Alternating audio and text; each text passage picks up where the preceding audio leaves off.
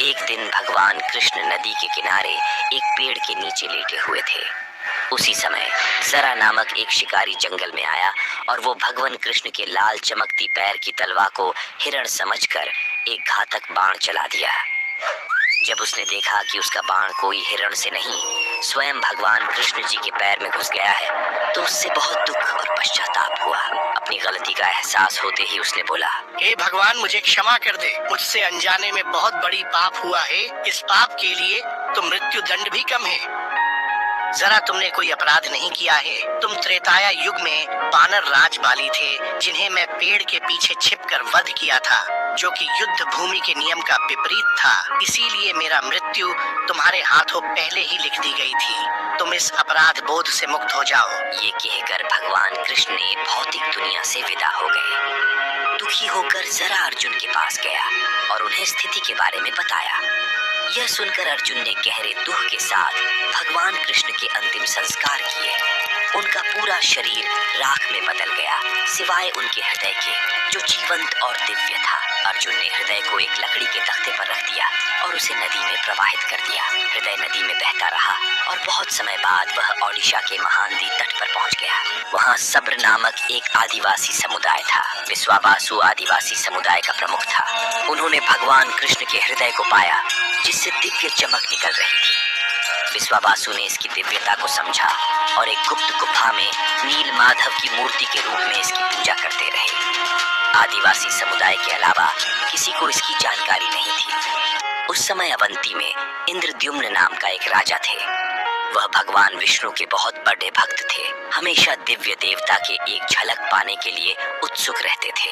एक दिन एक भटकता हुआ ऋषि उनके महल में आए और राजा से बोले, राजन, ओडिशा में भगवान विष्णु की पूजा नील माधव के भव्य रूप में की जाती है। आपको ओडिशा के भीतर इस पवित्र स्थान का सटीक स्थान अवश्य खोजना चाहिए। राजा इंद्रद्युम्न बहुत प्रसन्न हुए और उन्होंने तुरंत ब्राह्मण पुजारी विद्यापति को ओडिशा जाकर नील माधव की खोज करने का आदेश दिया। राजा के आदेश का पालन करते हुए विद्यापति ओडिशा की यात्रा पर निकल पड़े। एक लंबी और कठिन यात्रा के बाद ओडिशा पहुंचने पर विद्यापति को गुप्त स्रोतों से पता चला कि सब्रों के नेता एक छिपी हुई गुफा के अंदर नील माधव की पूजा करते हैं। विद्यापति सब्र द्वीप में महानदी के तट पर जंगल में पहुंचे। सब्र राजा विश्वावासु ने विद्यापति की अगवानी की। विद्यापति ने विश्वावासु से कहा, महाशय, कृपया मुझे दिव्य पूजा का स्थान दिखाएं। मैं यहाँ बहुत विश्वास के साथ आया हूँ। मुझे माफ करो, मैं तुम्हें उस स्थान पर नहीं ले सकता। अब मैं क्या करूं?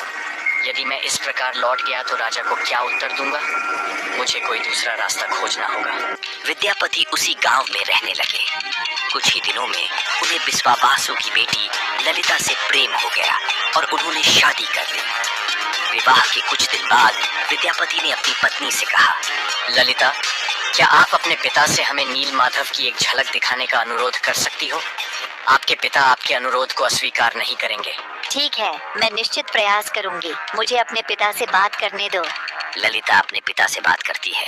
ठीक है, लेकिन मेरी एक शर्त है। विद्यापति अपनी आंखों पर पट्टी बांध कर जाएंगे। विद्यापति ने शर्त मान ली, लेकिन चतुराई से कुछ सरसों के बीज अपने साथ ले जाते हैं। रास्ते में छिपी हुई गुफा का रास्ता याद रखने के लिए सरसों के बीज को गिराते हुए जाते हैं। गुफा में पहुंचकर विद्यापति ने नील माधव की दिव्य छवि देखी और मंत्रमुग्ध हो गए। गुफा से लौटकर विद्यापति ने राजा इंद्रद्युम्न को सारी बात बताई। कुछ महीनों के बाद विद्यापति ने गुप्त गुफा के रास्ते में जो सरसों के बीज बिखेरे थे वे अंकुरित होकर पौधे बन गए। राजा विद्यापति के साथ सरसों के पौधों के पीछे पीछे नील माधव की दिव्य मूर्ति देखने गए। गुफा पर पहुंचने पर उन्हें वहां कुछ नहीं मिला। नील माधव गायब हो गए थे। निराश होकर राजा इंद्रद्युम्न महल में लौट आए। उस रात भगवान विष्णु उनके सपने में आए और बोले, इस संसार में मैं तुम्हें नील माधव के रूप में दर्शन नहीं दे पाऊंगा। तुम पूरी सागर तट के पास जाओ, एक दारू तैरता हुआ आएगा। मैं एक बहुत बड़े सुगंधित सुगंधित लाल रंग के लकड़ी के लट्ठे के रूप में प्रकट होऊंगा। उस लकड़ी के लट्ठे में सर्वत्र शंख, चक्र, गदा और पद्म के चिन्ह दिखाई देंगे। उस लट्ठे को बाहर लाओ और उससे 3 मूर्ति बनाओ, तब तुम मेरी आराधना कर सकोगे। राजा इंद्रद्युम्न ने इस संदेश का पालन किया और पुरी के समुद्र तट पर पहुंचे, जहां उन्हें वास्तव में एक तैरता हुआ लकड़ी का लट्ठा मिला। लेकिन राजा के सेवकों के अनगिनत प्रयासों के बावजूद कोई भी लकड़ी के लट्ठे को नहीं उठा सका। आखिरकार आदिवासी नेता विश्वावासु की मदद से लकड़ी के लट्ठे को महल में लाया गया, लेकिन कोई भी कुशल कारीगर उस लट्ठे से नील माधव की मूर्ति नहीं बना सका। हे राजन, ये लकड़ी इतनी मजबूत है कि इस पर हमारे किसी भी हथौड़े और छीनी का कोई असर ही नहीं हो रहा है। हमें माफ करें, ये काम हम नहीं कर सकते। जब यह कार्य असंभव हो गया तो भगवान विष्णु फिर से राजा इंद्रद्युम्न के स्वप्न में प्रकट हुए और बोले, राजन, देवताओं के दिव्य शिल्पी विश्वकर्मा की आराधना करें, वह इस कार्य को अवश्य पूरा करेंगे। भगवान विष्णु की सलाह के बाद राजा इंद्रद्युम्न ने दिव्य मूर्तिकार विश्वकर्मा से प्रार्थना की। तभी एक बूढ़े बढ़ई के रूप में विश्वकर्मा प्रकट हुए और उन्होंने राजा इंद्रद्युम्न से कहा, हे राजन, मैंने सुना है कि आप एक मूर्ति बनाने की प्रयास कर रहे हो। हाँ शिल्पी, सही सुने हो। क्या आप ये करने में सक्षम हो? मैं उस लकड़ी के लट्ठे से मूर्ति अवश्य तैयार कर दूंगा, लेकिन मेरी कुछ शर्तें हैं। हे शिल्पी, बताएं आपकी क्या शर्तें हैं? मैं 21 दिनों में एक बंद कमरे में भगवान विष्णु की मूर्तियां बनाऊंगा और इस प्रक्रिया के दौरान मुझे अकेला रहना होगा। अगर 21 दिन पूरे होने से पहले किसी ने दरवाजा खोला तो मैं मूर्तियों को उसी अवस्था में अधूरा छोड़कर चला जाऊंगा। क्या आप इन शर्तों से सहमत हैं? हाँ, मुझे आपकी सभी शर्तें स्वीकार हैं। कृपया कार्य को आगे बढ़ाएं। विश्वकर्मा ने दरवाजा बंद कर दिए और अपना काम शुरू कर दिए।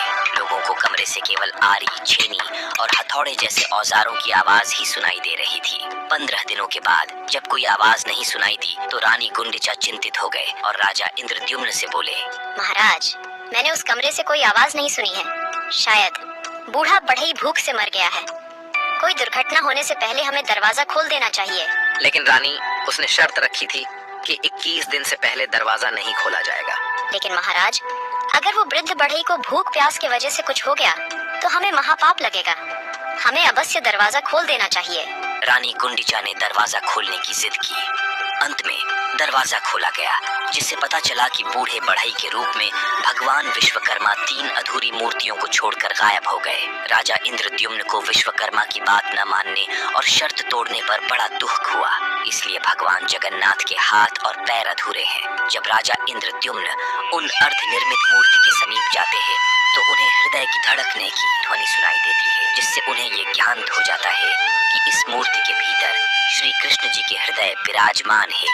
राजा इंद्रद्युम्न ने उन मूर्तियों को स्थापित किया जिन्हें आज भगवान जगन्नाथ, भगवान बलराम और देवी सुभद्रा के नाम से जगन्नाथ धाम पुरी में पूजा पाते हैं। और भगवान जगन्नाथ को दुनिया में एकमात्र जीवित देवता माना जाता है, जो अपने भक्तों को सुनते, समझते और उनकी इच्छाओं को पूरा करते हैं।